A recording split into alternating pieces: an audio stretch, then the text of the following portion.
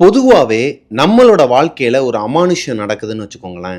Like நீங்க ஒரு சந்தர்ப்பத்துல ஒரு அமானுஷ்யத்த ஃபேஸ் பண்ற நிலைமை வரலாம். அப்படி வரும்போது, நீங்க அதுலருந்து கொஞ்ச நாள்ல எப்படினாலும் வெளிய வந்துருவீங்க. ஏன்னா, உங்களோட மனதைரியமும், உங்களோட ஒரு வில் பவரும் அதுலருந்து உங்கள கொண்டு வந்துரும்னு வச்சுக்கோங்களேன். இத்தன நாளா நம்ம டெவில்ஸ் கிச்சன்ல மத்தவங்க அனுப்புன ஒரிஜினல் ஸ்டோரியோட எண்டிங் எல்லாமே இப்படிதாங்க இருந்திருக்குது.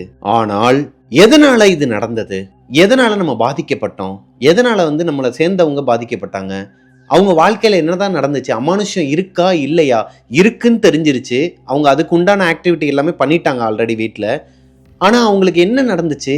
எதனால அவங்க பாதிக்கப்பட்டாங்கன்னு சொல்லிட்டு ஒரு ஆன்சரே கிடைக்காதுங்க. கொஸ்டின் இருக்கும். அவ்வளோ கொஸ்டின் இருக்கும். ஆனா ஆன்சர் இருக்காது. லைக் நம்ம தஞ்சாவூர் பேய் வீடு அந்த ஸ்டோரி நான் சொல்லும்போது, உங்க எல்லாருக்குமே இருந்த மாதிரி. ரொம்ப இன்ட்ரெஸ்டிங்கா இருந்துச்சுன்னா, அதோட எண்டிங் என்னங்கிறத நீங்க சொல்லுங்க. சொல்லி முடிங்க. இத ஒரு சீரிஸா பண்ணுங்கலாம் சொல்லியிருந்தீங்க இல்லையா? கதைய கேட்கிற உங்களுக்கே எப்படி இருந்துச்சுன்னா, ரியலா நடந்த சம்பவத்துல சம்பந்தப்பட்ட ஆளுக்கு எப்படி இருக்கும்? எஸ். சென்னைக்கு பக்கத்துல இருக்கிற அரக்கோணத்துல நடந்த ஒரு உண்மை கதையை பத்தி தான் இன்னைக்கு நம்ம ஸ்டோரியில பார்க்க போறோம். Welcome to our show devil's kitchen.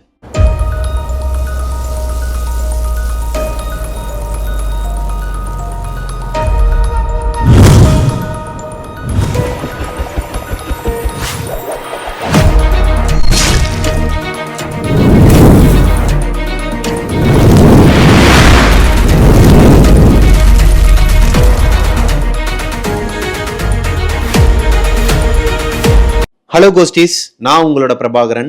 இன்னைக்கு நம்ம பார்க்க போற ஸ்டோரியை எனக்கு இன்ஸ்டாகிராம்ல அனுப்பின பிரதரோட பேரு சிவமுருகன். அவர் இப்போ ஐடி கம்பெனில வேலை பார்த்துட்டு இருக்கிறாரு சென்னையில. அவர் 10th படிச்சுட்டு இருக்கும்போது அவங்களோட வீட்டுல நடந்த, அதாவது அவங்க காலனியில நடந்த ஒரு உண்மை சம்பவத்தை தான் என்கிட்ட ஷேர் பண்ணியிருக்கிறாரு. இது அவங்க அக்காவுக்கு நடந்த ஒரு உண்மை சம்பவம். ரொம்பவே த்ரில்லிங்கா இருந்துச்சுங்க. வாங்க ஸ்டோரிக்குள்ள போலாம். சென்னைக்கு பக்கத்துல இருக்கிற அரக்கோணம், அந்த அரக்கோணத்துல ஒரு லைன் வீடுங்க. லைன் வீடு மீன்ஸ் இந்த காம்பவுண்ட் வீடுன்னு சொல்லுவாங்க. ஒரு காலனி மாதிரியான ஏரியான்னு வச்சுக்கோங்களேன். அந்த காலனில நிறைய குடும்பங்கள் வாழ்ந்துகிட்டு வராங்க. அந்த குடும்பங்கள்ல ஒருத்தவங்க தான் சிவாவோட குடும்பம். அதாவது சிவாவோட அக்கா கீர்த்தி, அவங்க அப்பா அம்மா, இவங்க 4 பேர் தான் அவங்க குடும்பத்துல இருக்கிறாங்க. இவங்க வீடு ஒரு 2 BHK அப்பார்ட்மெண்ட்டுங்க. அதாவது அப்பார்ட்மெண்ட் மாதிரி மேல கீழே வீடு இருக்கும். மேலே லைன் வீடு மாதிரி வரிசையா 4 வீடு, கீழே லைன் வீடு மாதிரி வரிசையா 4 வீடு. அதே மாதிரி ஆப்போசிட்ல இருக்கும், லெஃப்ட்ல ரைட்ல 4 பக்கமும் இருக்குமாங்க. இதுதான் அவங்க காலனியோட அமைப்பு. சிவாவோட வீட்டோட அமைப்பு எப்படி இருக்குன்னா, வீட்டுக்குள்ள என்ட்ரி ஆனதுமே ஒரு பெரிய ஹால் இருக்குமாங்க. இந்த ஹாலை ஒட்டியே ஒரு பெட்ரூம் இருக்குமா. அதுக்கு பக்கத்திலே கிச்சன் இருக்குமா.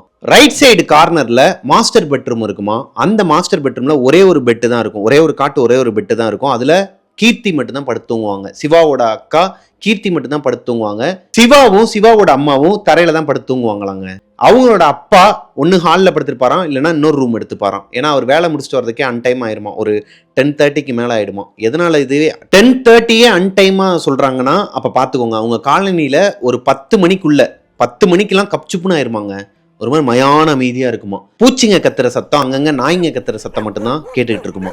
மற்றபடி மனுஷங்க யாரும் அவ்வளவா வெளியே இருக்க மாட்டாங்களாம். மோஸ்ட்லி எல்லாருமே அந்த 10 மணிக்குள்ளேயே தூங்கிடுவாங்களாங்க. ஏன்னா இந்த காலனியில் ஆல்ரெடி ஏகப்பட்ட சம்பவங்கள் நடந்திருக்குதான். அமானுஷ்யமான சம்பவங்கள் நடந்திருக்குது. நிறைய பேர் சூசைட் பண்ணி இறந்துருக்குறாங்க. இந்த காலனிக்குன்னு சொல்லிட்டு மர்மங்கள் நிறைய இருக்குதுங்க. அது எல்லாத்தையுமே சிவாக்கு சொல்றது யாருன்னா கதையா சொல்லுவாங்களாம்.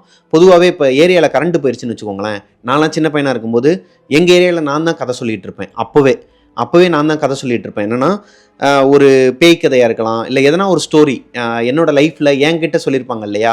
லைக் நம்ம டெவில்ஸ் கிச்சன் ஷோ மாதிரி தான் வச்சுக்கோங்களேன். அப்போ குட்டி பிரபாகரன் வந்து என்ன பண்ணுவார்னா, கரண்ட் போயிடுச்சுன்னா எங்கள் ஏரியாவில் என்னென்ன சம்பவங்கள்லாம் நடந்திருக்குன்னு சொல்லிட்டு நான் கலெக்ட் பண்ணி வச்சுருப்பேன். அதில் இன்ட்ரெஸ்டிங் எனக்கு கொஞ்சம் அதிகமாகவே இருக்குன்னு வச்சுக்கோங்களேன். இன்ட்ரெஸ்ட்டு போய் கேட்டு வச்சுப்பேன். இந்த ஏரியாவில் வந்து இந்த அக்கா வந்து மண்ணெண்ணெய் ஊற்றி எரிஞ்சு செத்துட்டாங்களாம். ஓகே, அப்புறம் என்ன ஆச்சு, அவங்க திரும்ப வந்தாங்களா, என்ன ஆச்சுன்னு சொல்லிட்டு அப்போலேருந்தே எனக்கு ஒரு க்யூரியாசிட்டி இருக்குன்னு வச்சுக்கோங்களேன். அப்போது இதே மாதிரி தான் இவங்களுக்கும், இந்த குழந்தைங்க எல்லாருமே ஒன்றா கரண்ட் போயிடுச்சுனாலோ இல்லை நிலா சோறு சாப்பிட்றதுக்கு மொத்தமாக மாடிக்கு வருவாங்க. இந்த மாதிரியான நேரங்களில் ஒரு அங்கிள் இருந்திருக்கிறாருங்க. சுரேஷ்ன்னு சொல்லிட்டு ஒரு அங்கிள் இருந்திருக்கிறாரு. அவர் இந்த சிவாவை மாப்பிள்ளை தான் கூப்பிடுவாராம். இவர் மாமான்னு தான் கூப்பிடுவாராம். சுரேஷ் அங்கிளுக்கு குழந்தைங்களே கிடையாதாங்க. அவங்க ஒய்ஃபும் அவர் மட்டும்தான் இந்த காலனியில் ஒரு வீடு எடுத்து இருக்கிறாங்க. அவர் ரொம்ப வருஷமாக, ஒரு 10 வருஷமாகவே இந்த காலனிலே இருக்கிறவர். கிட்டத்தட்ட அவர் தான் 2வது லீடிங்கா இன்னொரு தாத்தா பாட்டி இருக்கிறாங்க. அவங்களுக்கு அப்புறம் இவர் தான் அதிகமாக அந்த காலனியில் இருக்கிறவராம், ரொம்ப வருஷமா இருக்கிறவராம். அந்த சுரேஷ் அங்கிள் ஒரு புரோட்டா மாஸ்டராங்க. அவர் ஒரு 2 தெரு தள்ளி ஒரு ஹோட்டல்ல வேலை பார்த்துட்டு இருக்கிறாரு. அவரை எதுக்காக பசங்களுக்கெல்லாம் ரொம்ப பிடிக்குமா, குறிப்பா சிவாக்கு எதனால அவரை பிடிக்கும்னா, ஹோட்டல்ல மிஞ்சி போன புரோட்டா அப்புறம் சப்பாத்தி குழம்பு இது எல்லாமே எடுத்துட்டு வந்து கொடுப்பாராங்க பசங்களுக்கு. முக்கியமா சிவாவுக்கு கொடுப்பாராம். ஏன்னா சிவானா அவருக்கு ரொம்ப பிடிக்குமா, மாப்பிள்ளன்னு கூப்பிட்டு இருப்பாராம். ஸோ அவர் தான் கரண்ட் போச்சுனாலோ இல்லை எதனா கொஞ்சம் டைம் கிடைச்சிச்சுன்னா நைட்டு வந்து வேகமாக வந்துருவாராம். வாரத்தில் 3 நாள் அவர் தான் கதையெல்லாம் சொல்லுவாராங்க. அப்படி இருக்கும் பட்சத்தில் அவர் தான் சொல்லிட்டு இருக்கிறாரு, இந்த மாதிரி இந்த காலனியில் என்னென்ன அசம்பாவிதம்லாம் நடந்திருக்கு, என்னென்ன நடந்திருக்கு, ஏன் சூசைட் பண்ணிக்கிட்டாங்கிற விஷயம் மட்டும் யாருக்குமே தெரியாது. ஆனால் எல்லாமே மர்மமான முறையில் நடந்துட்டு இருக்கு. இப்போ சிவாவோட வாழ்க்கை அஸ் யூசுவல் நல்லா தாங்க போயிட்டு இருந்திருக்குது. இப்போ சிவா 10th ஸ்டாண்டர்ட் படிக்கிறாரு. அவங்களோட அக்கா கீர்த்தி 12th ஸ்டாண்டர்ட் படிக்கிறாங்க. சிவாவும் கீர்த்தியும் ஒன்னா தான் பஸ்ல போயிட்டு இருந்திருக்காங்க சின்ன வயசுல. அதாவது அவர் 5th ஸ்டாண்டர்ட் படிக்கிற வரைக்கும் அவங்க 2 பேரும் ஒன்னா தான் பஸ்ல போயிட்டு இருந்திருக்காங்க. ஏன்னா ஸ்கூல் வந்து இவங்களோட ஊர்ல கிடையாது, பக்கத்து ஊர்ல தான் இருக்குது. பக்கத்து ஊருக்கு போறதுக்கு கிட்டத்தட்ட ஒரு 1/2 hourலேருந்து 40 minutes வரைக்கும் டைம் எடுக்குமா. ட்ரெயின்ல போகலாம், பஸ்ல போகலாமா.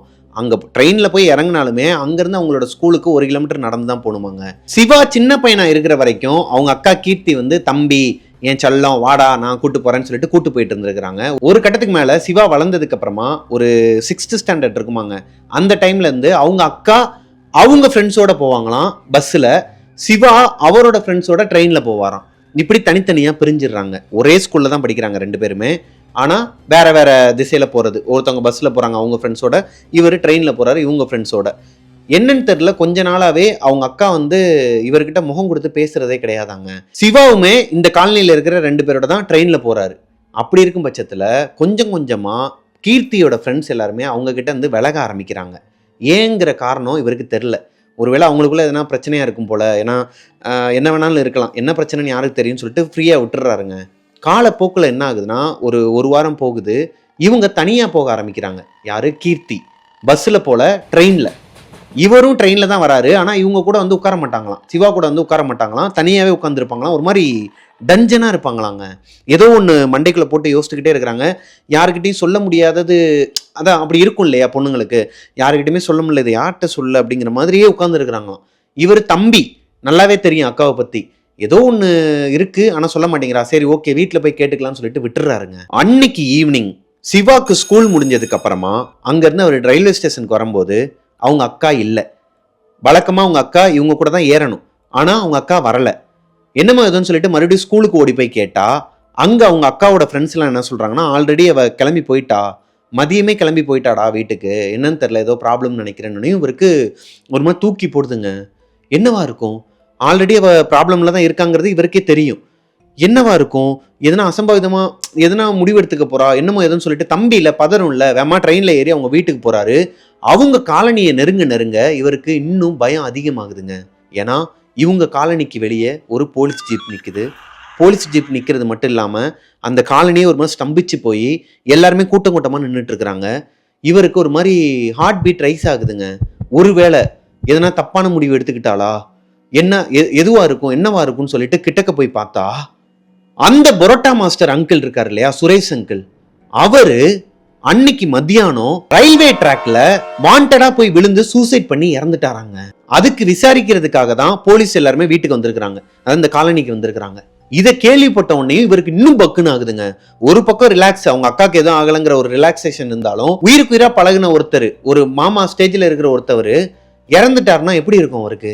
அவரால் அதை ஏற்றுக்கவே முடியல. கொஞ்ச நேரத்தில் போலீஸ் எல்லாம் கிளம்பி போயிடுறாங்க. அவரோட பாடி வீட்டுக்கு வருதுங்க ஆம்புலன்ஸில். அவர் பாடியை பார்க்கறதுக்கு இவருக்கு சக்தி கிடையாது, இருந்தாலும் அதை மீறியும் போய் பார்க்குறாரு. அந்த ஐஸ் பாக்ஸில் அவரோட உடம்பு வச்சிருக்கிறாங்க. அதை பார்க்கும்போது என்னடா மாப்பிள்ள அதுக்குள்ளே ஒன்று விட்டு போயிட்டேன் அப்படிங்கிற மாதிரி அவர் பேசுகிற மாதிரி இவருக்கு ஹாலுசினேஷன் வருதாங்க. அதில் ஒரு மாதிரி பதறி அடிச்சு அங்கனக்குள்ளே மயக்கம் போட்டு விழுந்திருக்கிறாரு. இவங்க அப்பாவும் அம்மாவும் தான் மேலே தூக்கிட்டு போய் வச்சு இவங்க ரூமில் இவரை படுக்க போட்டு எல்லாருமே கீழே இருக்கிறாங்க. ஒரு 1 hourல மயக்கம் தெளிஞ்சு எந்திரிச்சிருக்கிறாரு. இவங்க வீட்டுக்குள்ள யாருமே இல்ல. சிவா பயந்து போய் எந்திரிச்சு வெளியே வந்து பார்த்தா அந்த அங்கிளை அப்பதான் ஆம்புலன்ஸ்ல ஏத்திட்டு இருக்காங்க. அவங்க வைஃபை பாக்குறாரு. அந்த அங்கிளோட வைஃப் இருக்கிறாங்களா, அவங்க ஒருமே பயந்து போய் அழுதுட்டு இருக்கிறாங்க. அவரு ஹஸ்பண்ட் வந்து இறந்துட்டாங்கிற ஒரு துக்கம் ஒரு பக்கம் இருந்தாலும் ஏதோ ஒரு விஷயத்துக்காக பயந்துகிட்டு இருக்கிறாங்க. அவங்க எதனால பயந்துப்படுறாங்க, என்ன ஆச்சு அங்கிளுக்கு, இவர் சூசைட் பண்ற ஆள் கிடையாது. ஏன்னா இவர் கதை சொல்லுவாருன்னு சொன்னேன் இல்லையா, மாடியில உட்காந்து கதை சொல்லும் போது பசங்க கூட எல்லாம் இருக்கும்போது சின்ன சின்ன விஷயத்துக்குலாம் அந்த காலனி பசங்க நான் நான் சூசைட் பண்ணிக்க போறேங்கிற வார்த்தையை அசால்ட்டா விடுவானுங்களாம்.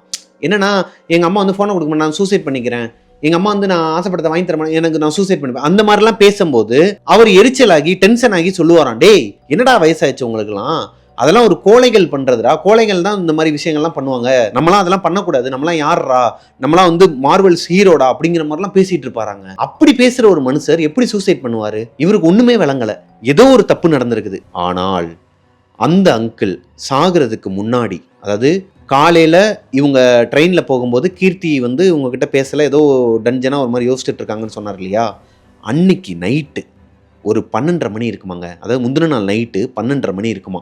இந்த அங்கிள் சாகிறதுக்கு முந்தின நாள் நைட்டு ஒரு 12:30 மணிக்கு இவங்க ஏரியாவில் இருக்கிற நாய்ங்கெல்லாம் ஒன்று சொன்ன மாதிரி ஊழ விட்டுருக்குது.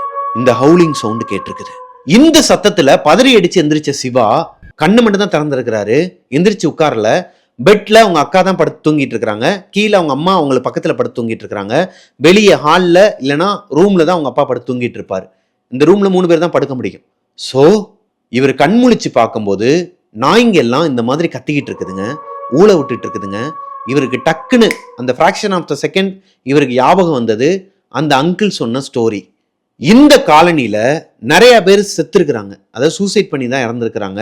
அவங்க சாகுறதுக்கு முந்தின நாள் நைட்டு இந்த மாதிரி ஒரு நாய்ங்கெல்லாம் ஊழையிடுங்களாங்க. நாய்ங்கெல்லாம் ஊழையிடுமா, இடமே ஜில்லுன்னு ஆயிருமா, வெளியே வந்து ஒரு கொசு சவுண்டு கூட கேட்காதாங்க, அந்த ஏரியாலாம் பூச்சி சவுண்டு கேட்கும் நைட் நேரத்தில். அந்த மாதிரி ஒரு சத்தமும் இல்லாமல் பின் ட்ராப் சைலன்ஸாக இருக்குமா, மயான அமைதியாக இருக்குமா. இதெல்லாம் அவர் கதையாக சொல்லியிருக்கிறார், இங்கே நடந்தது, இதெல்லாம் வந்து நீங்கள் மைண்டில் ஏற்றிக்காதீங்க, இருந்தாலும் ஜாலியாக நான் உங்ககிட்ட சொல்கிறேன் அப்படிங்கிற மாதிரி சொல்லியிருக்கிறாராங்க. நீங்களாம் பயந்து என்ஜாய் பண்ணுறீங்களா, இதோட மறந்துடுங்கடாங்கிற மாதிரி சொன்னது இப்போ ரியலாக நடக்கும்போது அவருக்கு எப்படி இருக்கும்? உண்மையாகவே நாய் குலைக்குது. டக்குன்னு எந்திரிச்சிருக்கிறாருங்க, கீழே படுத்திருக்கிறாரு. டக்குன்னு எந்திரிச்சவரு யாரோ ஒருத்தவங்க இப்படி உட்கார்ந்துருந்தவங்க டக்குன்னு படுத்திருக்கிறாங்க பெட்ல. அதாவது நான் கீழே படுத்திருக்கேன், பெட்டுக்கு கீழே படுத்திருக்கிறேன்னா, பெட்ல ஒருத்தவங்க உட்கார்ந்து இருக்கிறாங்கன்னா, நான் டக்குன்னு எந்திரிக்குமா அவங்க படுத்தாங்கன்னா நமக்கு தெரியும் விஷுவலா சைடு கண்ணில். அப்படி இவருக்கு தெரிஞ்சிருக்குது, நல்லா தெரியும் இவருக்கு. இவங்க அக்கா தான் முழிச்சு இருந்திருக்கிறாங்க, உட்கார்ந்து இருந்திருக்கிறாங்க, உட்கார்ந்து இப்படியே ஆடிக்கிட்டு இருந்திருக்கிறாங்க. இவர் டக்குன்னு எந்திரிக்கும் போது அவங்க படுத்திருந்திருக்கிறாங்க கீழே. இப்போ சிவாக்கு ஒரு பயங்க, என்னடா அது, இவ எந்திரிச்சு உட்கார்ந்து இருந்திருக்கிறா, அப்ப இவ்வளவு நேரம் உட்கார்ந்து தான் இருந்திருக்கிறா, நம்ம குப்புறப்படுத்திக்கிட்டு முழிச்சுக்கிட்டு நாய் ஏன் ஊழையிடுது, அங்கிள் சொன்னனால எதனா ஒரு அமானுஷம் நடக்க போகுதா, இல்லை யாரா இறக்க போறாங்களான்னு சொல்லிட்டு நம்ம மைண்ட்ல பயம் ஓடிக்கிட்டு இருக்கு. சரி எந்திரிச்சு கொஞ்சம் தண்ணி குடிக்கலான்னு எந்திரிச்சா இவன் என்னடானா டக்குன்னு படுக்கிறா. நாய் கத்துற சவுண்டு அப்படியே அமைதியாயிருது. அவங்க அக்கா கீழே படுத்த உடனேயுமே நாய் ஊழ விடுற சத்தம் அப்படியே நின்றுச்சாங்க, பின் டிராப் சைலன்ஸ் ஆயிருக்குது. இப்போ இன்னும் பயம் அதிகமாகுதுங்க சிவாக்கு.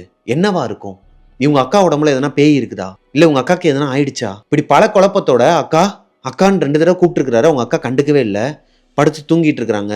அதாவது செவத்தை பார்த்த மாதிரி படுத்திருக்கிறாங்க, செவத்தை ஒட்டி தான் எப்பயுமே படுத்திருப்பாங்களாம், அப்படிதான் செவத்தை ஒட்டி படுத்திருக்கிறாங்க. கூப்பிட ரெஸ்பான்ஸ் இல்லை. பேரை சொல்லி கூப்பிடுறாரு, கீர்த்தி ஓகேவா, ஏய் உன்னை தாண்டி கூப்பிடுறேன் ஓகேவா அப்படின்னு சொன்னா அவங்க ரெஸ்பான்ஸே இல்லாமல் படுத்துருந்துருக்காங்க.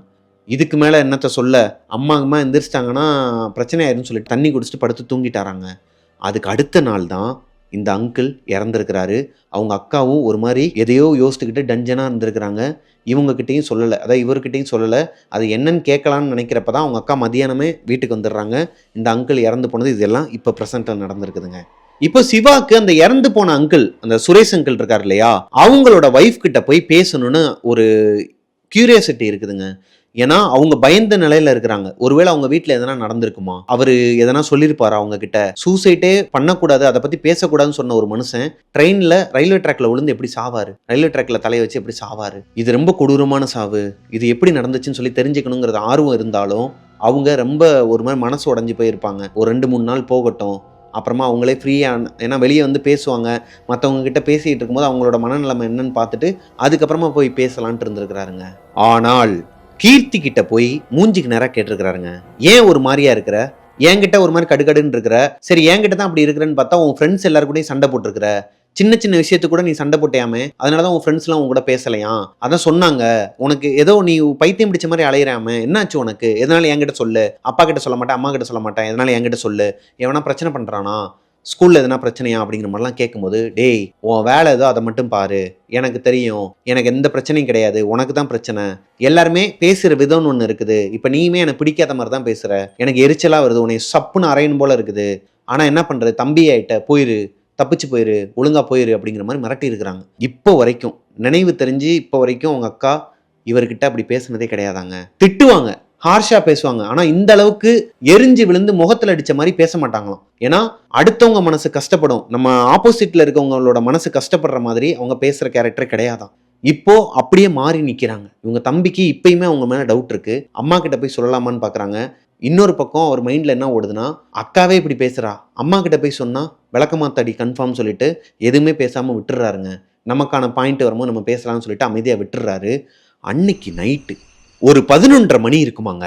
11:30 மணிக்கு இவங்க வீட்டுக்கு வெளியே வாசல்ல இருந்து யாரோ ஒருத்தவங்க பேசுற சத்தம் கேக்குது. நான் சொன்னேன், நீ தான் கேட்க மாட்ற, வந்துரு, என் கூட வந்துரு, நீ எப்பதான் வருவ, சரி நான் பாக்குறேனே, நீ வரையோ இல்லையா நான் உன்னை கூட்டு போயிருவேன் அப்படின்னு சொல்லிட்டு சென்னை ஸ்லாங்ல ஒரு அம்மா வெளியே நின்று பேசிட்டு இருக்குது. யாரா அது இந்நேரத்துல வந்து வெளியே கரைச்சலை கொடுத்துட்டு இருக்கான்னு சொல்லிட்டு சிவாவோட அம்மா எந்திரிக்கிறாங்க. சிவா நல்லா தூங்கிட்டு இருக்கிறாரு. சிவாவோட அக்கா கீர்த்தியும் தூங்கிட்டு இருக்கிறாங்க.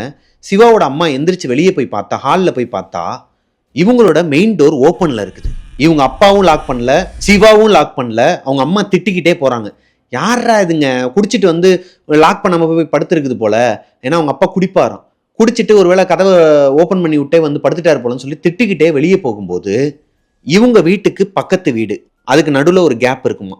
அந்த கேப்ல பின்னாடி போனா ஒரு காமன் ரெஸ்ட் ரூம் இருக்குமா. இந்த கேப்புக்கு நடுவில் ஒரு குண்டு பல்ப் இருக்குமாங்க. அதாவது பக்கத்து வீட்டுக்கும் இந்த வீட்டுக்கும் நடுவில் ஒரு குண்டு பல்ப் இருக்குமா. அந்த பல்பு வெளியே ஆன்ல இருக்கு. பொதுவாகவே இவங்க நைட்டு அதை ஆஃப் பண்ணிட்டு தான் தூங்குவாங்க. இப்போ அது ஆன்ல இருக்குது. அந்த எல்லோ கலர் லைட் வெளிச்சத்துக்கு ஒருத்தவங்க நின்னாங்கன்னு வச்சுக்கோங்களேன், அவங்களோட ஷேடோ இவங்க வீட்டு வாசல்ல தான் விழுகும். இவங்க வீட்டு வாசல்ல ஒரு ஷேடோ, ஒரு பொண்ணோட ஷேடோ, முடியெல்லாம் நிறையா இருக்குது. ஒரு பொண்ணு பேசுகிற சத்தமும் கேட்குது. ஒரு பொண்ணோட ஷேடோவை உங்கள் அம்மா பார்த்துடுறாங்க. ஐயய்ய, வனஜாக்கு வேறு வேலையே இல்லை. பக்கத்து வீட்டுக்காரங்க, வனஜாக்கு வேறு வேலையே இல்லையா, யாருக்கிட்டே பேசிகிட்டு இருக்கா போல், அன்டைமில் வந்துட்டு ஃபோன் பேசுகிறதுக்கு ஒரு வரமுறை இல்லைன்னு சொல்லிட்டு டைம் பார்த்துருக்குறாங்க. மணி 11:30 மணிக்கு யாருக்கிட்ட பேசிகிட்டு இருக்கிறா அப்படின்னு சொல்லிட்டு வெளியே போகிறாங்க. வெளியே போய் பார்த்தா வனஜா கிடையாது, வேற ஒரு பொண்ணு மாசமாக இருக்கிறாங்க, கர்ப்பமாக இருக்கிறாங்க. நரமாச கர்ப்பிணி ஒரு பொண்ணு யாருக்கிட்டே பேசிகிட்டு இருக்கிறாங்க. ஏய் சொன்னா கேட்க மாட்டியா, நீ வான்னு சொல்கிறேன்ல, சீக்கிரமும் வரமாட்ட, அடுத்து நீ தான் புரிஞ்சுக்கோ சரியா அப்படிங்கிற மாதிரி பேசிகிட்டு இருக்கிறாங்க. இவங்க அம்மா அந்த பொண்ணை பார்த்துட்டு ஷாக்கு, எதுவுமே பேசாமல் திகைச்சு போய் நிற்கிறாங்க. யார் அந்த பிள்ளை இந்நேரத்தில் வந்து மேலே நின்று அவங்களோட காம்பவுண்டில் அவங்களோட காலனியில் மாசமாக இருக்கிற பொண்ணு யாருமே கிடையாது, நிறமாச கர்ப்பிணி யாருமே கிடையாது. அப்படி இருக்கும் பட்சத்தில் இந்த பொண்ணு யாரு? அந்த பக்கத்து வீடு வனஜாக்கா இருக்காங்க இல்லையா, அவங்களோட ஜன்னலை பார்த்து தான் பேசிக்கிட்டு இருக்குது இந்த பொண்ணு. ஏமா யாருமா நீயே, இந்நேரத்தில் எங்க வந்து நின்றுட்டு இருக்குன்னு சொல்லும் போது அந்த பொண்ணு திரும்பி இருக்குதுங்க. அந்த பொண்ணோட முகத்தை பார்த்ததுமே இவங்க ஒரு மாதிரி பக்குனாகி சிவாவோட அம்மா எதுவுமே பேசாம வேமா அந்த டோரை லாக் பண்ண வந்திருக்கிறாங்க. லாக் பண்ண வந்த அந்த ஃபிராக்ஷன் ஆஃப் த செகண்ட்ல கொஞ்சம் தூரத்துல ஒரு 2-3 அடி தூரத்துல தள்ளி நின்றுட்டு இருந்த அந்த கர்ப்பிணி பெண் எப்படி பக்கத்துல வந்துச்சுன்னு தெரியாதாங்க. இவங்க டோர் அந்த டபுள் டோர் தான் லாக் பண்ண போகும்போது அது கையை வச்சு பிடிச்சி மூடாதன்னு சொல்லிட்டு தள்ளி இருக்குதுங்க, ஃபோர்ஸ் பண்ணி இருக்குது. ஒரு மாதிரி ஸ்ட்ரகிள் பண்ணி இருக்கிறாங்க இவங்களும், விட்டுரு வேணாம் போயிருன்னு சொல்லிட்டு அந்த டோரை லாக் பண்றதுக்கு கிட்டத்தட்ட 1.5 நிமிஷமா போராடி இருக்கிறாங்க. எவ்வளவோ போராடியும் அந்த கர்ப்பிணி பெண் டக்குன்னு இவங்க கதவை ஓபன் பண்ணி இவங்க அம்மா கீழே விழுந்துடுறாங்க. பக்குன்னு எந்திரிச்சா கனவு. மணியை பாக்குறாங்க 12, கரெக்டா 12 o'clock. இவங்களுக்கு இந்த கனவு வந்திருக்குது. இவங்களுக்கு என்ன பண்றேன்னு தெரியல. பக்கத்துல இவங்க குழந்தைங்கலாம் தூங்கிட்டு இருக்காங்க. சரி அலறி அடிச்சு எந்திரிச்சிட போறாங்க, எதனா பயந்துட போறாங்கன்னு சொல்லிட்டு இவங்க பேசாம படுத்து தூங்கிட்டாங்களாங்க. அடுத்த நாள் காலையில அவங்க அம்மா, சிவாவோட அம்மா போய் பக்கத்துல அந்த வனஜா இருக்கிறாங்க இல்லையா, அவங்க கிட்ட போய் கேட்குறாங்க, அடியே நேற்று நைட்டு எனக்கு கெட்ட கனவுடி, ஒரு பொண்ணு வந்து கர்ப்பமா இருக்கிறா, நிறமாச கர்ப்பிணி, அவ யாரு தெரியுமா, கீழ் வீட்டில் ஒருத்தி தூக்கு போட்டு செத்து போனா தெரியுமா, அவதாண்டி, அதே விக்னேஸ்வரி தான் மேலே நின்றுட்டு இருந்தா நான் பார்த்தேன் அப்படின்ட்டு இருக்கிறாங்க. என்னக்கா சொல்ற, எனக்கு இதே கனவு தான்க்கா, எனக்கு 1:30 மணிக்கு வந்துச்சுக்கா, பக்குன்னு ஒரு மாதிரி ஆயிடுச்சு, எந்திரிச்சிட்டேன், எங்கள் குழந்தைங்களாம் எதுனா ஆயிடுமோன்னு சொல்லிட்டு நானும் ஒரே மாதிரி தான் படுத்து தூங்கிட்டேன், இதே கனவு தான், என் வீட்டுக்கு வெளியே நின்றுட்டு நீ வந்துருன்னு சொல்லிட்டு அவன் என்னை கூப்பிடுறாக்கா அப்படின்னு சொல்லி சேம் கனவு. இவங்களுக்கு என்ன கனவு வந்துச்சோ அதே கனவு தான் அவங்களுக்கு வந்திருக்குது. இந்த சுரேஷ் அங்கிள் வந்து சிவா கிட்ட நிறைய கதைகள் சொல்லுவார்னு சொன்னேன் இல்லையா, இந்த ஏரியாவில் நடந்த இந்த காலனியில் நடந்த அமானுஷங்களில் இதுதான் ஃபஸ்ட்டு அமானுஷமாங்க, இதுதான் ஃபஸ்ட்டு சம்பவமாக அந்த காலனியில் நடந்தது. என்னன்னா, நிறமாச கர்ப்பிணி விக்னேஸ்வரின்னு ஒருத்தவங்க அங்கே அவங்களோட ஹஸ்பண்ட் இல்லாமல், அவங்க ஹஸ்பண்டுக்கும் அவங்களுக்கும் ஒரு சண்டே ஆயிடுச்சு. அவங்க ஹஸ்பண்ட் வந்து கிளம்பி அவங்க வீட்டுக்கு போயிடுறாரு, அவங்களோட ஊருக்கு போயிடுறாரு. இந்த கர்ப்பிணி பெண் மட்டும்தான் அங்கே இருந்திருக்கிறாங்க. நைட்டு என்ன நடந்துச்சுன்னே தெரியாதாங்க. அன்னைக்கு அந்த சுரேஷ் அங்கிளுக்கு நைட்டு கனவுல கெட்ட கெட்ட கனவாக காட்டியிருக்குது. டக்குன்னு அவருக்கு முழிப்பு வந்து எந்திரிச்சவர் தண்ணி குடிச்சிட்டு வெளியே வந்து காத்தோட்டமாக நிற்போன்னு நின்னா வழக்கத்துக்கு மாறா அந்த காம்பவுண்டே ஒரு மாதிரி அமைதியாக இருந்திருக்குது. அந்த ஏரியாவே பின் ட்ராப் சைலன்ஸ், மயான அமைதியாக இருந்திருக்குது. வழக்கத்துக்கு மாறா செம்ம ஜில்லுன்னு இருந்திருக்குதுங்க. பூச்சி சத்தம் கூட இல்லையா, ஒரு நாய் கூட இல்லை, ஸ்ட்ரீட் டாக் ஒரு நாய் கூட அந்த ஏரியாவில் இல்லை. இவர் ஒரு மாதிரி தட்டி இருக்குது, ஏதோ தப்பாக இருக்குதுன்னு சொல்லிட்டு நம்ம வீட்டுக்குள்ளே போய் கதவை மூடிட்டு படுத்து தூங்குறதுக்கு ட்ரை பண்ணிட்டு இருக்கும்போது ஒரு ஸ்ட்ரீட் டாக் கூட வெளியே இல்லை அப்போ இவர் பார்த்தப்போ. ஆனால் இப்போ ஒன்று சொன்ன மாதிரி எல்லா ஸ்ட்ரீட் டாக்ஸும் ஹவுலிங் பண்ணுது. இதை கேட்டு இவர் எதுவுமே ரெஸ்பான்ஸ் பண்ணலை, வெளியவும் வரல, நல்லா படுத்து தூங்கிட்டாரு. அவரோட மனசுக்குள்ளே ஏதோ ஒன்று தப்பாக பட்டிருக்குதுங்க, ஏதோ ஒன்று தப்பாக நடக்க போகுதுங்கிறது பட்டிருக்கு. இதெல்லாம் அவங்க கதையில் சொல்லியிருக்கிறார். அதே மாதிரி அடுத்த நாள் காலையில் அந்த பொண்ணு தூக்கு மாட்டி சூசைட் பண்ணியிருக்கிறாங்க அவங்க வீட்டில். கர்ப்பிணி பெண், 9 மாதம். அந்த பொண்ணு இறந்ததுக்கு அப்புறமா அடுத்தடுத்து ஒவ்வொரு வருஷமும் 2 சாவு விழுவாங்க இந்த காலனியில். இது வழக்கம். எப்போல்லாம் அந்த நாய்ங்க வந்து ஹவுலிங் விடுதோ, எல்லா ஸ்ட்ரீட் டாக்ஸுமே ஹவுலிங் பண்ணுங்க. ஆனால் இவங்களோட ஸ்ட்ரீட் டாக்ஸ் எல்லாமே கத்த தான் செய்யுமா. அதுங்க ஹவுலிங் விடுறதுனா யாரோ ஒருத்தவங்க இறக்க போகிறாங்கன்னா மட்டும்தான் இந்த ஹவுலிங் சவுண்டு கேட்குமா. இப்போது இவங்க அம்மாவுக்கு நடந்த இந்த சம்பவத்துக்கு அப்புறமா இவங்க அம்மா வந்து இவங்களோட குடும்பத்தையும் வனஜா அவங்களோட குடும்பத்தையும் கூப்பிட்டுட்டு அரக்கோணம் முருகன் கோயிலுக்கு போயிட்டு எல்லார் பேர்லையும் அர்ச்சனை பண்ணிவிட்டு சாமியை கும்பிட்டு மனசார வேண்டிட்டு வீட்டுக்கு வந்திருக்கிறாங்க. எந்த அசம்பாவிதமும் நடக்கக்கூடாது, அடுத்தடுத்து ஒவ்வொரு வருஷமும் 2 சாவு விழுகுது, 2 சூசைட் விழுகுது, இந்த வட்டம் வந்து யாருக்கும் எதுவும் ஆகக்கூடாதுன்னு சொல்லிட்டு வேண்டிட்டு இருந்திருக்கிறாங்க. இதுக்கெல்லாம் நடுவில் அதாவது இந்த சுரேஷ் அங்கிள் இருக்கிறார் இல்லையா, இறந்து போயிட்டார் இல்லையா அந்த மாஸ்டர், புரோட்டா மாஸ்டர், அவரை ஆம்புலன்ஸில் தூக்கிட்டு போயிட்டாங்க. மாலை கீழே எல்லாத்தையும் தூக்கி எறிவாங்க பார்த்துருக்கீங்களா, அந்த மாதிரி இவங்க காலனிக்குள்ளே இருக்கிற ஒரு வேப்ப மரம், புளிய மரம், முருங்கை மரம், எல்லா மரமும் இருக்குமாங்க. அதில் ஒரு மரத்தில் மாலை, அதாவது அவருக்கு போட்ட மாலை, அவர் யூஸ் பண்ண சட்டை வேஷ்டிலாம் வந்து போட்டு வச்சிருக்கிறாங்க. அதை எடுக்கவே இல்லையா. அன்னைக்கு நைட்டு, ஒரு நாள் நைட்டு என்ன ஆயிருக்குன்னா, சிவா நல்லா தூங்கிட்டு இருந்திருக்கிறாரு. திடீர்னு ஒரு சவுண்டுங்க. பெட்டு மேலே யாருன்னா ஒருத்தவங்க காலை வச்சு ஏறினாங்கன்னா அது லைட்டாக அமுங்கும் போது அந்த மரக்கட்டிலோட சவுண்டு ஒன்று இருக்கும் இல்லையா, அந்த சத்தம் கேட்டிருக்குது.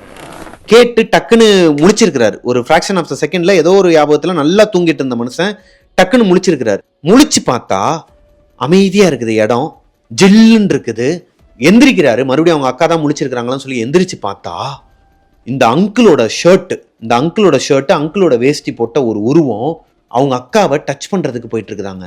அவங்க அக்காவோட ஷோல்டர்ல டச் பண்றதுக்காக போயிட்டு இருக்குதான். அக்கா அப்படின்னு சொல்லி கத்தி இருக்கிறாரு இவர் சிவா. கத்துனோடனே அடுத்த செகண்ட்ல அந்த உருவம் மறைஞ்சிருச்சாங்க அந்த இடத்துல இருந்து. இப்போ உங்க அம்மா எந்திரிச்சிருக்கிறாங்க, ஆனா அக்கா மட்டும் எந்திரிக்கல, நல்லா தூங்கிட்டு இருக்காங்க. இவர் கத்துல அக்கா தூங்குறாங்க, அம்மா எந்திரிச்சிருக்கிறாங்க. என்னடா பைத்தியக்காரா, என்னடா கத்திக்கிட்டு இருக்கிற அன்டைம்ல, ஏன்டா அப்படின்னு சொல்லி கேட்டா, மா அந்த அங்கிளோட உருவம், அந்த சட்டை வேஷ்டி அந்த உருவத்துல வந்து யாரோ ஒருத்தவங்க அக்காவை தொட போனாங்கம்மா, அதான் பதட்டத்துல நான் கத்துனேம்மா அப்படின்னா. என்னடா சொல்ற? ஏன்னா இவங்களுக்கும் அதே கனவு வந்திருக்குது. இதை அவங்க பையன்கிட்ட ஷேர் பண்ணல. சரி அதெல்லாம் ஒன்றும் இல்லை, உன்னோட கற்பனை, அவங்க அங்கிள் இறந்தார் இல்லையா, அன்னைக்கு நைட்டு தான் இது நடந்திருக்குது, அவர் இறந்ததை நீ பார்த்த இல்லையா, அதனால உனக்கு எதனா கற்பனையில் வரும், நீ ரொம்ப அவரோட அட்டாச்மெண்ட் ஆகிட்டல, ஒன்றும் பிரச்சனை இல்லை, படுத்து தூங்குன்னு இருக்கிறாங்க. ஆனால் சிவா கண்டது கற்பனை கிடையாது. அவங்க அம்மாவுக்குமே சிவா எந்திரிக்கிறதுக்கு முன்னாடி 1 மணி நேரம் இருக்குமாங்க. அந்த 1 மணி நேரத்துக்கு முன்னாடி அவங்களும் இதை பார்த்துருக்குறாங்க. அதனால தான் திருநீர்லாம் எடுத்துகிட்டு வந்து அவங்கள சுற்றி போட்டு அவங்க அக்காவுக்கு திருநீர்லாம் பூசி விட்டு இருந்திருக்கிறாங்க. இப்போ அதே விஷயத்த அடுத்த 1 மணி நேரத்தில் அவங்க பையனும் பார்த்துருக்குறாங்கன்னொன்னையும் அவங்களுக்கு ஒரு மாதிரி பயம் கொடுக்குதுங்க. அதுக்கு அடுத்த நாள் தான் அவங்களுக்கு கெட்ட கனவு, அந்த மாசமான பொண்ணு இவங்களை வந்து கூப்பிட்ற மாதிரியான கனவு. இப்போ கோயிலுக்கெல்லாம் போயிட்டு வந்துருக்காங்க. இதெல்லாம் முடிஞ்சதுக்கப்புறமா ஒரு 2 நாளைக்கு நல்லா தாங்க போயிட்டு இருந்திருக்குது. அந்த காலனியில் எந்த ஒரு அசம்பாவிதமோ எந்த ஒரு கெட்ட கனவோ எதுவுமே யாருக்கும் வரலை. 3ஆவது நாள் காலையில் சிவாவோட அக்கா கீர்த்தியோட முகம் வீங்கி போயிருக்குதுங்க. ஒரு மாதிரி இந்த ஐ படத்தில் உருளைக்கிழங்கு மாதிரி வீங்கி இருக்கும் பார்த்துருக்கீங்களா அவருக்கு, அந்த மாதிரி வீங்கி, ரொம்ப கொடூரமாக இல்லை, முகமே வீங்கி இருக்குது, கை கால்லாம் வீங்கி இருக்குது. வெயிட் பார்த்துருக்குறாங்க, வீட்டில் வெயிட் மிஷின் வச்சு பார்த்துருக்குறாங்க. வெயிட் 50 கிலோவில் தான் வந்திருக்கிறாங்க. அவங்க அக்கா 50 கிலோ தான். ஆனால் அவங்களோட முகம் கை கால்லாம் வீங்கி ஒரு மாதிரி ஃபேட்டாக இருக்கிறாங்க. அவங்க நார்மலாகவே ஒல்லியாக தான் இருப்பாங்களாங்க, இப்போ ஃபேட் ஆகிட்டாங்க. ஆனால் வெயிட் அதே வெயிட்டில் இருக்கிறாங்க. இது என்ன கதைன்னு சொல்லிட்டு இவங்களுக்கு பயமாக இருக்குது. ஃபர்ஸ்ட் ஹாஸ்பிட்டல் கூட்டு போயிருக்கிறாங்க கீர்த்தியை. கூட்டு போனா அவங்களே கன்ஃபியூஷன் ஆகுறாங்களாம். என்னது இது, இது எதனால ஆச்சுன்னு தெரியலையே, பூச்சி கடிச்சதா, எதனா பூச்சி கீச்சி கடிச்சதாமா, இல்ல தேன்குளவி எதனா கடிச்சதா, இல்ல வலி இருக்குதா, இல்ல அப்புறம் என்னது இது, கொலஸ்ட்ராலும் இல்லை, எல்லாமே நாங்கள் செக் பண்ணி பார்த்துட்டோம், இது என்னன்னு தெரியல. சரி ஓகே, நாங்கள் டேப்லெட்ஸ் கொடுக்குறோம், சம் ஹார்மோனல் சேஞ்ச்னால இப்படி ஆகிறதுக்கு வாய்ப்பு இருக்கு, நாங்கள் என்ன டேப்லெட் கொடுக்குறோம், ஒரு 1 வீக் பார்க்கலாம் அப்படிங்கிற மாதிரி டேப்லெட் கொடுத்து அனுப்பியிருக்கிறாங்க. 2 நாளாக இவங்க டேப்லெட் போடுறாங்க வீட்டுக்கு வந்து. ஆனால் இவங்க அதுலேருந்து வெளியே வரவே இல்லை. அதாவது உடம்பு ரொம்ப வீங்கி போய் கண்ணுலாம் சவந்து வேற மாதிரி ஆகிட்டு இருக்கிறாங்க. இவங்க அம்மா பயந்து போய் பக்கத்தில் இருக்கிற தர்காக்கெல்லாம் கூட்டு போயிருக்கிறாங்க. தர்கா கூட்டு போனால் அவங்க என்ன சொல்கிறாங்கன்னா, இந்த பொண்ணு வந்து ஏதோ ஒரு விஷயத்தை பார்த்து பயந்து இருக்குது, நீங்கள் கரெக்டான நேரத்தில் தான் கூட்டு வந்திருக்கீங்க அப்படின்னு சொல்லி அவங்களுக்கு நிறைய விஷயங்கள்லாம் பண்ணியிருக்காங்க. அந்த மந்திரிச்சு தாயத்து கட்டதை எல்லாமே பண்ணி கொடுத்தாலும் அவங்க அக்காவோட வெயிட் லாஸ் இன்னுமே ஆகலைங்க. தர்காவில் இருக்கிற பாய் எல்லா விஷயங்களையும் பண்ணி கொடுத்தாலும் அவங்க அக்காவுக்கு கியூர் ஆகலையாங்க. கிட்டத்தட்ட ஒரு 2 நாளாக மறுபடியும் அப்படியே தான் இருந்திருக்கிறாங்க. என்ன பண்ணுறேன்னே உங்களுக்கு தெரியல. இதுக்கு நடுவுல சிவாக்கு ஏகப்பட்ட அமானுஷங்கள் நடந்திருக்குது. இவங்களோட வீட்டுக்குள்ளேயும் சரி, வெளியவும் சரி. காலனியில அந்த சுரேஷ் அங்கிள் இருக்கிறார் இல்லையா, இறந்து போயிட்டார் இல்லையா, அவரு நைட்டு நடந்துட்டு இருக்கிறாராம் காலனிக்கு நடுவுல. இவர் தூக்கத்திலிருந்து எந்திரிச்சு இவர் அறியாமலே எப்படி வெளியே போய் நின்னார்னே தெரியலையாம். பால்கனியில, அதாவது வெளியே இந்த வராண்டால போய் எப்படி நின்னார்னே தெரியாதான். தூக்கத்திலிருந்து எந்திரிச்சு மெயின் டோர் ஓபன் பண்ணி வெளியே போய் நின்று இருக்கிறாரு சிவா. அப்போ அந்த சுரேஷ்ங்கிற அங்கிள் இங்கிட்ட அங்கிட்டு நடந்துட்டு இருக்கிறாங்க, லுங்கி கட்டிக்கிட்டு இங்கிட்ட அங்கிட்டு நடந்துகிட்டு, என்னடா மாப்பிள்ள எப்படி இருக்கிற அப்படின்னு இருக்கிறாரு. இவரை பார்த்து இவருக்கு ரொம்ப தூக்கி போட்டு உள்ள ஓடி வந்திருக்கிறாரு பயந்து. இப்படி பல அமானுஷங்கள் நடந்துட்டு இருக்குது. இப்போ சிவாவோட அக்காவை இவங்க காலனியில இருந்து ஒரு 50 கிலோமீட்டர் தொலைவில் இருக்கிற ஒரு ஹாஸ்பிட்டலுக்கு கூட்டு போயிடுறாங்க அவங்க அம்மா. இது சிவாக்கு தெரியாது. காலையில எந்திரிச்சு பார்க்கும்போது பயந்துடுறாரு. வீட்டில் யாருமே இல்லை, சிவா மட்டும் தான் தூங்கிட்டு இருக்கிறாரு. டக்குன்னு எந்திரிச்சா பயந்துடுறாரு. அம்மான்னு சொல்லி அலறி அடிச்சு கத்தும் போது அவங்க அப்பா கிச்சன்ல இருந்து கத்துறாரு, டேய் நான் வீட்டில் தான்டா இருக்கிறேன், பயந்தாங்குழி பையில, உனக்காண்டி தான் என்னை விட்டு போயிருக்கிறா, வாடா நீ எந்திரிச்சு தான் நான் கிளம்பி போகணும், ஹாஸ்பிட்டல் போயிருக்கிறாங்கன்னு சொல்லி இவங்க அப்பாவும் இவங்களும் கிளம்பி போனா ஹாஸ்பிட்டல்ல ஒரே கூட்டமா. இவங்க அக்கா இருக்கிற வார்டு பொதுவான வார்டு ஒன்றில் தான் இருக்கிறாங்க. அட்மிட் பண்ணியிருக்கிறாங்க அவங்க அக்காவை. என்னன்னு பார்த்தா நர்ஸு டாக்டர் நிறைய பேஷண்ட்லாம் சுற்றி நின்று வேடிக்கை பார்த்துட்டு இருக்கிறாங்க. இப்போவும் இவருக்குள்ள இனம் புரியாத ஒரு பயம் வருதுங்க, அக்காவுக்கு எதனா ஆயிருக்குமோன்னு சொல்லிட்டு.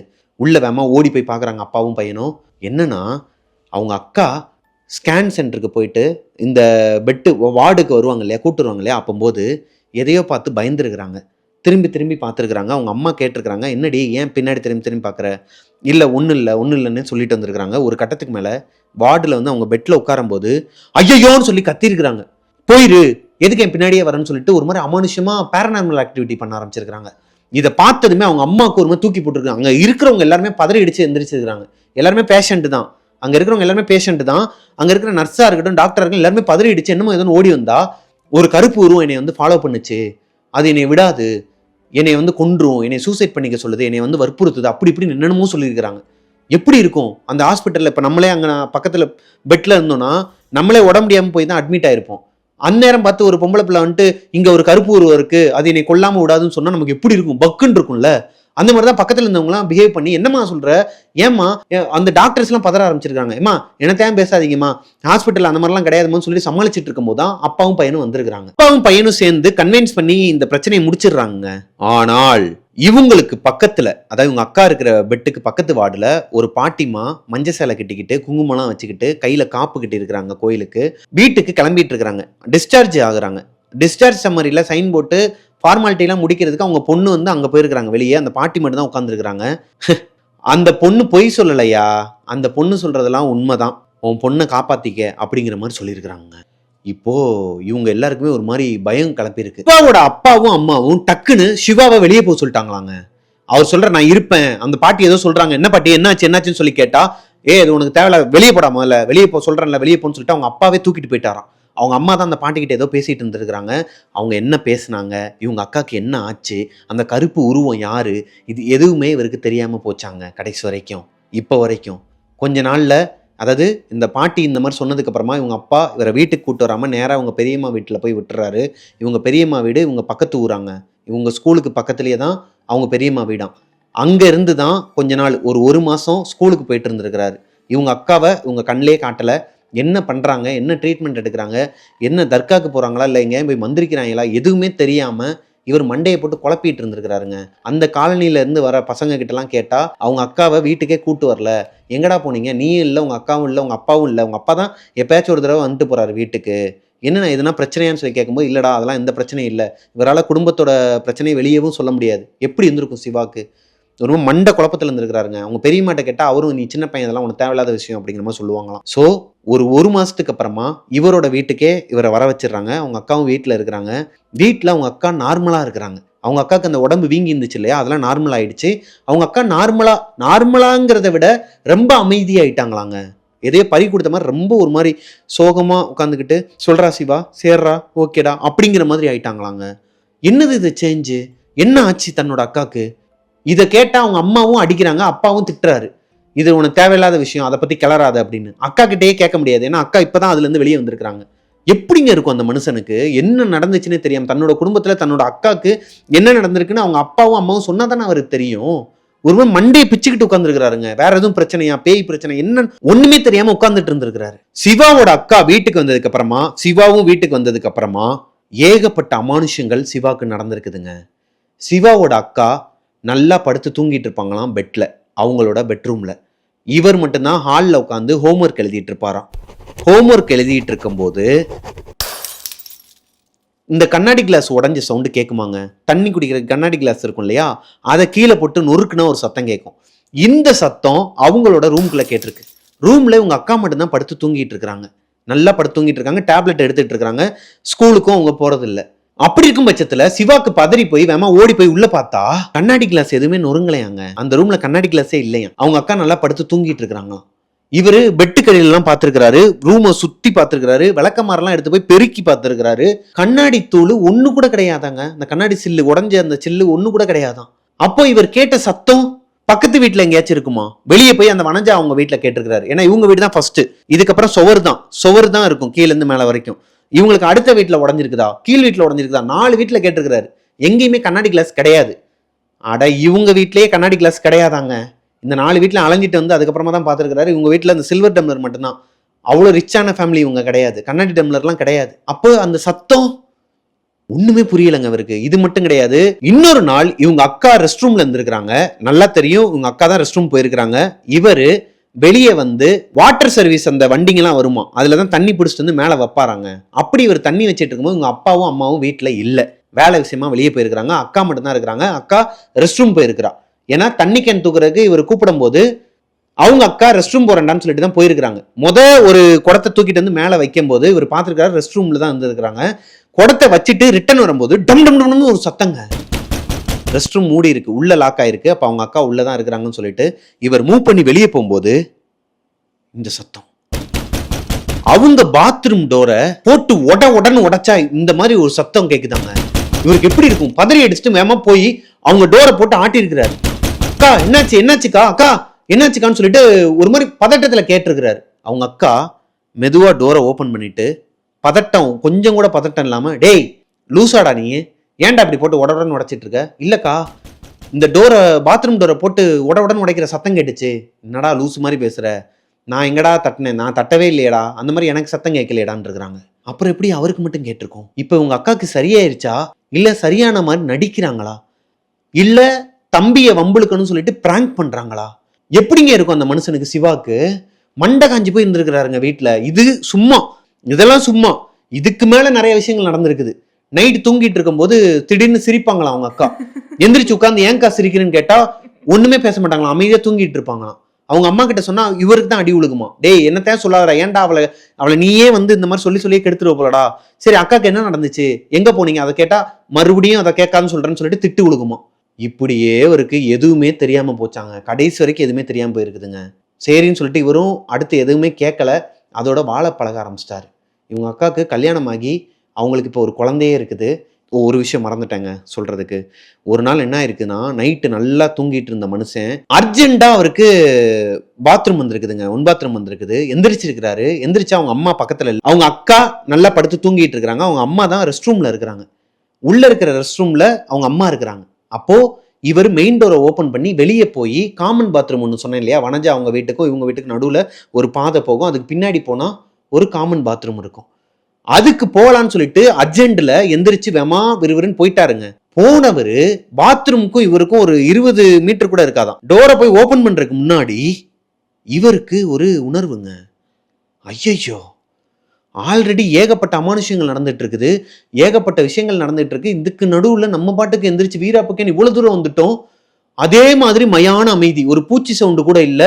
இடமே ஒரு மாதிரி குளிருது. இப்ப பனியில குளிருதா இல்ல வேற எதனா வந்துருச்சு அந்த சிம்டம்ஸ்ல குளிருதான்னு தெரியலங்க. பயந்துகிட்டே ரெஸ்ட் ரூம் போலாமா வேணாமான்னு சொல்லிட்டு யோசிச்சுட்டு இருந்த நேரத்துல அவர் போயிட்டே வந்திருக்கலாம். ஆனா அவர் போகல. ஒரு மாதிரி யோசிச்சுக்கிட்டே இருக்கும்போது மேல இவங்க வீட்டுக்கு மேல இவங்க ரூம் வந்து பாதி, அதாவது இவங்க வீட்டுல பாதி வந்து செங்கல்ல கட்டியிருப்பாங்களாம் ரூஃபை. மற்றதெல்லாம் வந்து இந்த ஹாஸ்பிட்டல் சீட் மாதிரி போட்டிருப்பாங்களாங்க. அந்த சீட்டு மேல யாரோ ஒருத்தவங்க நடக்கிற சத்தம் கேட்குது. அன்டைம்ல மயான அமைதியில அந்த சத்தம் மட்டும் கேட்குது. ஹாஸ்பிட்டல் சீட் மேல யாரோ நடக்கிறாங்க. திரும்பி பார்த்தா மாசமா இருக்குதாங்க ஒரு பொண்ணு. 9 மாசம். அதான் அவர் கதையில சொன்ன அதே பொண்ணு அப்படியே அந்த வயிறை வந்து பிடிச்சிக்கிட்டு ஒரு கையில பிடிச்சிக்கிட்டு இன்னொரு கையை வச்சு இப்படி வருதாங்க. சொல்றதுக்கே ஒரு மாதிரி இருக்கு. கோரமா இருக்குதான் அது. நாக்குலாம் வெளியே தொங்கிக்கிட்டு கண்ணுலாம் வெளியே வெளியே வந்து உளுந்து ஒரு மாதிரி கோரமா இருக்குதாங்க பாக்குறதுக்கே. ஒரு மாதிரி கொடூரமா இந்த பையனை பார்த்துக்கிட்டு தான் வருதாங்க. சிவாவை பார்த்துக்கிட்டு தான் வருதாங்க. அலறி அடிச்சு கத்திக்கிட்டு ஓடி வந்திருக்கிறாரு வீட்டுக்குள்ள. இவர் கத்துல அந்த ஏரியால இருக்கிற எல்லாருமே எந்திரிச்சிருக்காங்க. என்னமோ எதுன்னு சொல்லிட்டு இவங்க அப்பா அம்மா எல்லாரும் எந்திரிச்சு கேட்கும் போது இவர் சொல்லியிருக்கிறாரு, இவங்க அப்பா அம்மா கிட்ட அன்னைக்கு இவருக்கு திட்டுங்க, நீ எதுக்கடா அன்டைம்ல வெளியே எந்திரிச்சு போனேன்னு சொல்லிட்டு. அம்மா நீதாம்மா ரெஸ்ட் ரூம்ல இருந்தா அதனாலதான் நான் வெளியே போனேங்கிறாங்க. அவங்க அம்மா சொல்றாங்க, நான் ரெஸ்ட் ரூம்லேயே இல்லையேடா, நான் ரெஸ்ட் ரூமே போகலையேடா, நான் தூங்கிட்டு தான்டா இருக்கிறேன்னொன்னையும் இவருக்கு இன்னும் ஒரு மாதிரி ஆயிருக்குதுங்க. அப்போ அந்த ரெஸ்ட் ரூம்ல இருந்தது நீ இல்லையா? நீ இல்லையே, நான் பார்க்கும்போது பக்கத்தில் நீ இல்லையேம்மா, ரெஸ்ட் ரூம்லேயும் சவுண்டு கேட்டுச்சேம்மா, ஃப்ளஷ் பண்ணுற சவுண்ட்லாம் கேட்குது, நீ உள்ளதான் இருந்திருப்பேன்னு சொல்லிட்டு தான் நான், என்னம்மா அது எனக்கு ஒன்றுமே புரியலம்மான்னொன்னே இவரையும் கூட்டு போய் ஒரு கோடாங்கி கிட்ட மந்திரிச்சு விட்டு இவரை ஒரு 3 நாளாவே தர்காக்கு அதுக்கு இதுக்குன்னு சொல்லி கூட்டு போய், இவருக்கு நடந்தது எல்லாமே உண்மைதான். இவர் பேயால பாதிக்கப்படல, ஆனா பேய் பிடிச்சவங்களாலையும் அந்த பேய் படுத்தின பாட்டுனாலையும் இவர் படாத பாடுபட்டிருக்கிறாருங்க. ஸோ இதுக்கப்புறமா இவரோட வாழ்க்கையில ஏகப்பட்ட அமானுஷங்கள் நடந்துகிட்டு தான் இருக்கு. இப்போ வரைக்குமே சின்ன சின்ன அமானுஷங்கள் நடக்குமா. அந்த சுரேஷ் அங்கிள் இவர் பாப்பாராம். இப்போ இவங்க அந்த காலனி வீட்டில் இல்லை. இவங்க அக்காவுக்கு கல்யாணமாகி குழந்தை பிறந்துருச்சு. இப்போ வரைக்கும் அவங்க அக்கா அவங்களோட வாழ்க்கையில் என்ன நடந்துச்சுன்னு கேட்டால் சொல்லவே மாட்டாங்களாம். இவருக்கு இப்போ வரைக்குமே அது மண்டை காய்ச்சலாக இருக்குதாங்க. என்னதான் நடந்துச்சு உன் வாழ்க்கையில் சொல்லுன்னு சொல்லுவாராம். அதெல்லாம் எனக்கு ஞாபகம் இல்லை, மறந்துருச்சுன்னு சொல்லிடுவாங்களாம். அவங்க அப்பா அம்மா கிட்ட போய் கேட்பாராம், இதெல்லாம் உனக்கு தேவையில்லாத விஷயம், எங்களுக்கே மறந்துருச்சுன்னு சொல்லிடுவாங்களாம். இப்போ வரைக்கும் அவங்க அக்காவுக்கு என்ன நடந்துச்சுன்னு இவர் தெரியாது. இந்த சுரேஷ் அங்கிள் எதனால் சூசைட் பண்ணாருன்னு தெரியாது. அந்த மாசமான பொண்ணு தான் எல்லாரையும் கொள்ளுதா, என்ன நடக்குது அந்த காலனிலங்கிறது இப்போ வரைக்கும் இவருக்கு தெரியவே தெரியாதாங்க. குழப்பத்தோடையே தான் இருக்கிறாரு. இந்த கதையும் குழப்பத்தோட முடியுது. இதை அவர் என்கிட்ட சொல்லும்போது அவரோட ஒரிஜினல் நேம், அவங்க அக்கா நேம் எதையுமே மென்ஷன் பண்ண வேணான்னு சொன்ன காரணத்தினால, இடத்தையும் மென்ஷன் பண்ண வேணான்னு சொன்ன காரணத்தினால நானாவே புனைப்பெயர்கள் தான். இந்த அரக்கோணங்கிறதும் நான் வச்ச ஒரு கற்பனை ஊர் தான். அதாவது உண்மையாகவே இருக்கு அரக்கோணங்கிறது, நான் கற்பனைக்காக அதை யூஸ் பண்ணிக்கிட்டேன். இந்த ஸ்டோரி இதோட முடியுதுங்க. இந்த ஸ்டோரி உங்களுக்கு பிடிச்சிருந்துச்சுன்னா லைக் பண்ணிடுங்க. உங்களோட ஃபீட்பேக்கை கீழே கமெண்ட்டில் சொல்லுங்கள்.